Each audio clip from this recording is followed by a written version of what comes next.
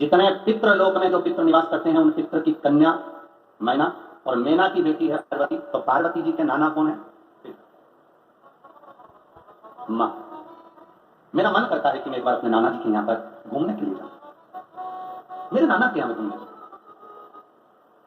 दुनिया की सबसे सुंदर जगह, दुनिया की सबसे क्लीन, सबसे सुंदर, सारे लोकों में सबसे सुंदर लोक, सारे लोकों में सबसे सुंदर लोक, एक लोक, उसको कहते हैं पितृलोक। कौन सा लोक है वो? पितृलोक। तो कहा गुरुजी वैकुंठ लोक सुंदर नहीं है क्या? क्या वैकुंठ लोक सुंदर नहीं है? क्या ब्रह्म लोक सुंदर नहीं है? क्या इंद्र लोक सुंदर नहीं है? ये तो दुनिया के लोगों ने पितरों का हवा बनाकर रखा है कि पितर बेचारे रुष्ट हो जाएंगे, पितर हमको अपशब्द कहेंगे, पितर हमसे नाराज हो जाएंगे, पितर शरीर में आने लगेंगे, पितर ऐसा कर देंगे, पितरों को भूत कह देते हैं, पितर को ये कह देते हैं, जो मन पड़ता है लोगों का। बहुत सारे लोग अपनी अपनी पीठ पे बैठकर, अपनी व्यास पर बैठकर ना जाने पितरों के लिए क्या क्या कर देते हैं। जो नहीं समझा उसके लिए कि वो पितर को समझा ही नहीं। जिसने जिंदगी में एक बार महापुराण की कथा सुनी तो पितरों को समझ जाता पितर है क्या। सारे लोगों में सबसे सुंदर लोक है पितर लोक। कारण क्या है?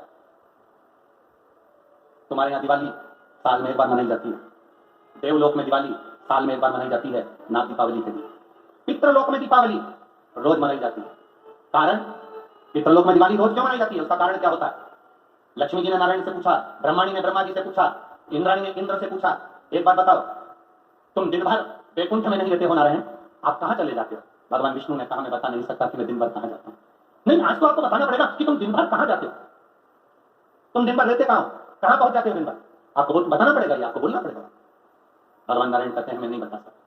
सुबह शाम घर पर आते हो, दिन भर गायब रहते हो, आप फिर जाते क्या हो? पति से क्यों ना पूछो? तुम भी अपने पति से पूछ सकती हो। क्यों दुकान तो 8 बजे बंद हो गई थी, 11 बजे आ रहे हो, कहां थे श्रीमान?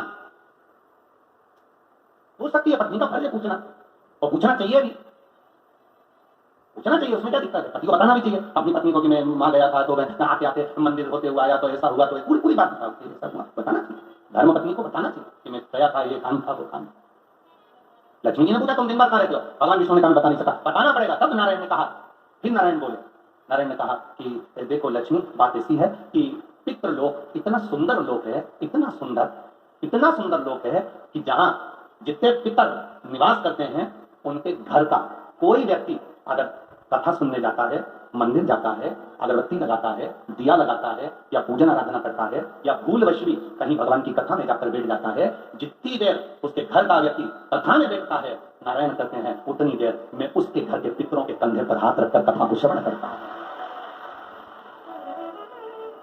पितृलोक इतना सुंदर, और पितृलोक के जो स्वामी है आर्यमा स्वामी, वो पितृलोक के जो स्वामी है वो भी बड़े सुंदर, और पितृलोक के जो स्वामी है बड़े सुंदर, और पितृलोक के स्वामी जिस पर बैठते हैं, काय पर बैठते हैं? कौवे पर, वो भी बड़ा सुंदर, अति सुंदर। अरे गुरुजी कहां की बात कर रहे हो?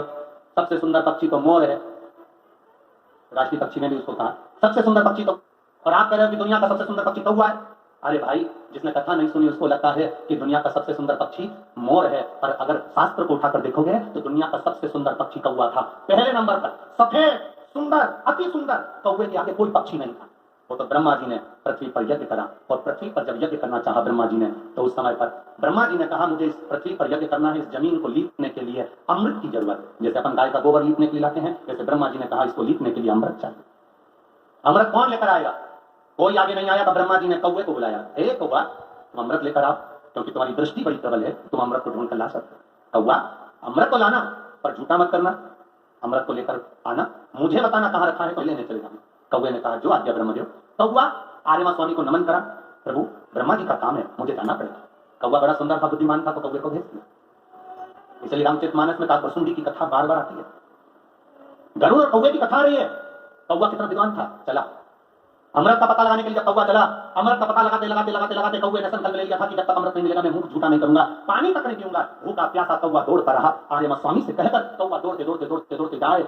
बहुत दिन हो गए, तब कौवे को अमृत मिला। अमृत मिला तो कौवे को लगा बहुत प्यास लग रही है, करूं क्या? कौवे ने उस अमृत को झूठा कर दिया। ब्रह्मा जी को आकर कहा स्वामी अमृत वहां रखा हुआ है, पर बात इतनी सी है कि मैंने उस अमृत को झूठा कर दिया। ब्रह्मा जी को क्रोध आ गया।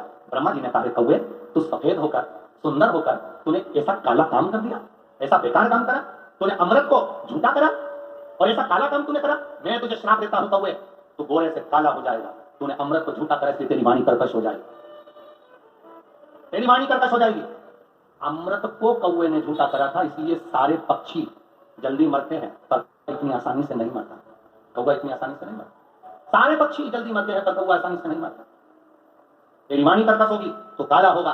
सुंदर कौवा काला हो गया। आर्यमा स्वामी ने देखा कि मेरा कौवा मैं जिस पर बैठता हूं ये काला हो गया। आर्यमा स्वामी ने ब्रह्मा जी से कहा क्या चाहते थे? ब्रह्मा जी कहते हैं मुझे यज्ञ करना था, जमीन को लीपना था, कौवे ने अमृत झूठा कर दिया। क्यों चिंता करते हो? अमृत तो अमृत है, कोई झूठा भी कर देगा तो अमृत की शान कहां घट जाए?